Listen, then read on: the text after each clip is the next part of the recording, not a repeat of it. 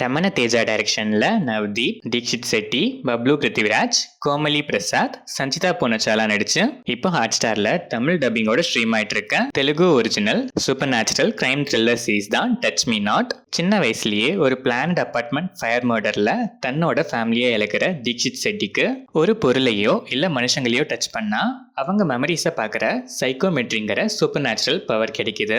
பல வருஷங்களுக்கு அப்புறம் அதே மாதிரி சில கிரைம்ஸ் நடக்குது. இப்போ தீக்ஷித் செட்டி அவரோட சூப்பர் பவர்ஸை யூஸ் பண்ணி அதே ஃபயர்ல பாதிக்கப்பட்டு போலீஸான நவ்தீப்புக்கும் தன்னோட அப்பா தப்பு பண்ணாரா இல்லையான்னு தெரியாம தவிக்கிற கோமலி பிரசாத்துக்கும் ஹெல்ப் பண்ணணும்னு நினைச்சாலும் அவரோட பவர்ஸும் பிரெயினும் ரொம்பவே இம்மெச்சூரா இருக்கு.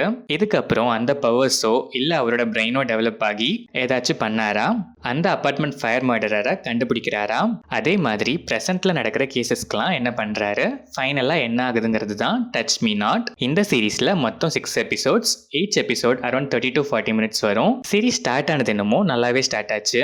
போக போக சஸ்பென்ஸ் ஃபேக்டர் ஒரு பாயிண்ட் வரை மெயின்டைன் ஆனாலும் எடுத்துக்கிட்ட இன்ட்ரெஸ்டிங் ஆங்கிள மருந்தளவுக்கு கொஞ்சம் கூட ப்ராப்பரா யூட்டிலைஸே பண்ணிக்காம பேருக்குன்னு ஏனோ தானோன்னு எடுத்து வச்சிருக்காங்க. பிளாட் சீரிஸ் டோனுக்கு அப்பப்போ போனாலும் அங்க அன்னெசரியா தேவையில்லாத பல ட்ராக்ஸ் போறதால ரொம்பவே டீவியேட்டிங்கா இருந்துச்சு. சில எமோஷனல் கனெக்ட்லாம் நல்லாவே இருந்துச்சு. பார்ஷியலா அங்கங்க என்கேஜிங்காகவும் இருந்துச்சு. நெக்ஸ்ட் சீசனுக்கான லீட் கூட எண்ட்ல நல்லாவே கிரிப்பிங்கா கொடுத்துருக்காங்க. பட் நிறைய பிளேசஸ்ல டிராகியான ஃபீலு, அன்வான்டான சீன்ஸ்லாம் எக்கச்சக்கமாகவே இருக்கு. தீக்ஷித் செட்டியோட கேரக்டர் ஸ்டேஜிங்ல க்ரோத்தே இல்லாம ஆரம்பிச்ச இடத்துல இருந்து என் வரைக்குமே கிட்டத்தட்ட சேமா தான் இருக்கு. ஒரு சில பிளேசஸ்ல மட்டும் கொஞ்சம் டெவலப்மெண்ட்ஸ் காமிக்கிற மாதிரி இருக்கு. பட் பெருசா எதுவும் இல்லை. பெர்ஃபார்மன்ஸ் ஓகேஷா இருந்துச்சு. நவ்தீப் செட்டில்டு பெர்ஃபார்மன்ஸ், எமோஷனை அதிகமாக வெளிக்காட்டிக்காத ரோல் நல்லாவே பெர்ஃபார்ம் பண்ணியிருக்காரு. கோமலி பிரசாத் அங்கங்கே கொஞ்சம் ஓவர் ஆக்டிங் ஃபீல், அதர் பிளேசஸில் நல்லா கியூட்டாகவே பெர்ஃபார்ம் பண்ணியிருக்காங்க.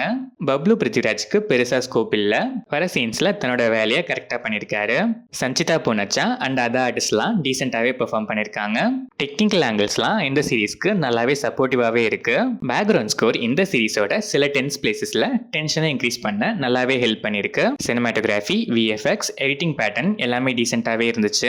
தமிழ் டப்பிங் ஒரு சில ஆர்டிஸ்ட்டை தவிர மற்ற மெயின் லீட்ஸ்க்குலாம் டீசெண்டாகவே இருந்துச்சு. ஓவராலாக பார்த்தா இன்ட்ரெஸ்டிங்கான பிளாட் தான். ஒரு சூப்பர்பான கிரைம் த்ரில்லராக கொண்டு வரதுக்கான ஸ்கோப் கூட நல்லாவே இருக்கு. பட் அதை சுத்தமாக யூட்டிலைஸே பண்ணிக்கல. Careless writing and lazy screen பிளேல எல்லாமே ஸ்பாயில் ஆயிடுச்சு. பட் அங்கங்க சில எமோஷன்ஸ் மட்டும் நல்லா கனெக்ட் ஆச்சு. காமெடிஸ் மோஸ்டா கிரிஞ்சு தான். சில காமெடிஸ் தவிர சில காமெடிஸ் மட்டும் நல்லா சிரிக்க வச்சது. பட் ஸ்க்ரீன் பிளே ஒரே இடத்துலயே சுற்றி டிராகியான ஃபீலு, டைம் பீரியட்ல மட்டும் 10 years later 3 years laterன்னு அப்பப்போ ஒரு growth காமிச்சாலும் ஸ்டோரியில growth அவ்வளவா இல்லவே இல்லை. நல்ல ஸ்கோப் இருக்க ஸ்டோரியை ரொம்ப கம்மியாக யூஸ் பண்ணி வேஸ்ட் பண்ணி வந்திருக்க ஒரு பிலோ ஆவரேஜான சூப்பர் நேச்சுரல் கிரைம் த்ரில்லர் தான் டச் மீ நாட். ஸ்டோரி மூவ்மெண்ட்லாம் வேணாம்ப்பா, எவ்வளோ ட்ராகினாலும் பரவாயில்ல. பார்ஷியலாக என்கேஜிங்காக லைட்டாக எமோஷனலாக கனெக்ட் ஆகி டைம் வேஸ்ட் ஆனாலும் கொஞ்சம் டைம் பாஸ் ஆனால் போதுங்கிற மைண்ட் செட்டில் இருக்க ஆடியன்ஸ் இந்த டச் மீ நாட்டை ஒன்ஸ் டச் பண்ணி பார்க்கலாம்.